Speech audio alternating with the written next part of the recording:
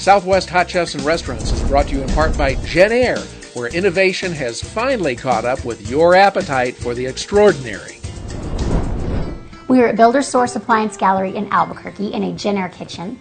And again, my guests today are Marie and Rita with the Church Street Cafe in Old Town Albuquerque.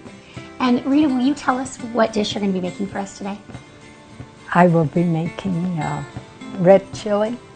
Red chili. Yes, that we're going to use for other things. Our red chili can go in anything. It can go in the enchiladas, the carne adovada that we're going to do later, and also the pozole. Is it a staple at the Church Street Cafe? Do you use it in a lot of dishes? Oh, we use it in everything, including the huevos rancheros, the eggs. You can put red chili on almost anything. I put it on my turkey for Thanksgiving. Great. Well, let's get started. And I've never made it before. I've always wanted to learn. It seems hard. But if you don't want to make it, you can come to the Church Street Cafe and have it. Or you can you sell jars of it as well, don't you? We jar it at the restaurant and we sell it there. If you don't want to go through the process of making it yourself, you can always get the red chili already jarred and made at the restaurant, and you can heat it and eat it. Yes. That's my style. Okay. Rita, you're the boss. You're in charge. I am just going to help you if you need help, but I want to watch. I want to see how you do this. Okay. Where do we begin? Okay, we begin with the oil. We've got a nice hot pan here. This burner it does get really hot, but I think that oil is going to heat up. But it also goes down to a low simmer. You can make candy and a real simmer on this burner. And then we'll go to the flour. All right. So oil and flour, you're sort of making a roux. Yes. So tell me about your restaurant. How long have you guys been the owners of the Church Street Cafe?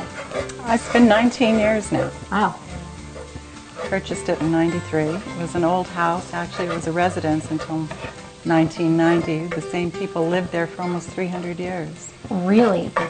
Generation after generation. And I heard it's one of the oldest residences in the city. It is, exactly. What a wonderful. So do you have some restoration to do to get it to its current state? Yes, it was in real bad disrepair when I bought it. It needed a lot of repair. Well, it's beautiful now. We went in for dinner last night and I got to meet Rita and I got to spend some time with you, and it's a really cozy feel. But it seems like it's huge. You have tons of seating, too, for lots and lots of people. Actually, it seats about 200 people. I have a beautiful patio in the back with a garden and a waterfall. And have a big room for parties that can hold up to 75. Wow. A lot of small rooms that were bedrooms. And so it's fun. You walk in, you think it's very small. And by the time you walk to the back, you realize it's huge. Yeah. And the patio as well. You get back and you think you're at the end and there's these beautiful glass doors and you go out to this gorgeous patio. Yeah, with big trees, and I love to garden, so I always like to keep lots of flowers back there. Very nice. Okay, Rita, catch me up. What are you doing here? You've got the oil and the flour. I'm browning it. Browning the flour, okay. Because if you don't brown it, then your chili looks white. Okay. Or has a touch of white. Instead of red, like a rich red. Yeah. Yeah. And I see you've got whole chili pods over here. So yes, we did. Yeah, we were going to show you how to make it from scratch, if you would like. And if not, we already have it. We add the red chili to the blender. We like to get the pods, and you have to take the seeds out and clean them real good. If you don't, I hear that's the key to having really hot red chili, if you leave the seeds in? The seeds make it hotter. Yes, they do. They do. And this recipe can be found on southwesthotchefs.com for anyone that would like to try to make this at home. Or you can go to the Church Street Cafe and just order any dish with a red chili or an extra side of red chili. And then we add like a warm water. You can also, we like to fill it up just about where it covers the chilies. How's our roux coming, Rita? I'm really good at when we get to the tasting part. That's my specialty. So okay. When we get there, I'm your man. That's actually my specialty. I always let my mom cook. so you're the cook, huh? She is definitely the cook. No. So this is a little bit of garlic. I was always the watcher and the taster and the eater.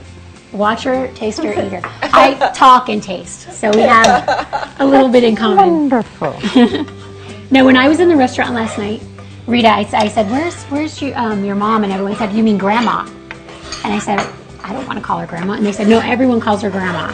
Everybody They calls my mother corrected grandma. you right away. Huh? So do you need to get that blender started? Do we? So, yes, I do we guess. don't be afraid to make noise around here. We get loud. Sure And whether no, push it. I Go should for do it. it or not. So.